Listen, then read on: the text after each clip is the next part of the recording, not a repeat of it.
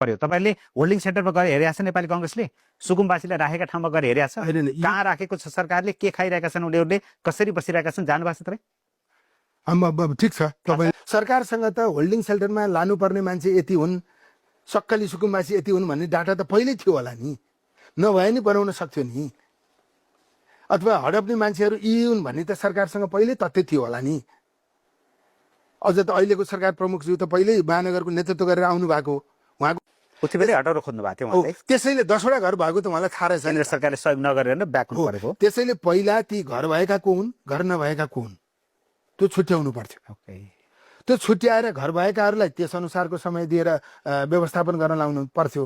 घर नभएकाहरूलाई तपाईँको वैकल्पिक व्यवस्था। यो तपाईँको जवाफलाई ससम्मान स्पेस दिँदै, समय दिँदै, रेकर्ड गर्दै म अर्को प्रश्न एउटा छोटो किन गर्छु भने आजसम्म तपाईँहरूले त्यही काम किन गर्नु भएन? त्यही काम यस्तो हो, सुकुम्बासी त्यही प्रक्रिया पुऱ्याएर त्यो सुकुम्बासीलाई त्यहाँबाट व्यवस्थित रूपमा अन्त किन सार्नु भएन? हुकुमबासीलाई किन तपाईँ दिनु भएन? सरकारी जग्गा किन खाली गर्नु भएन? त्यो ठाउँमा राम्रो बगैँचा बन्थ्यो होला, गार्डन बन्थ्यो होला, अरू बन्थ्यो होला।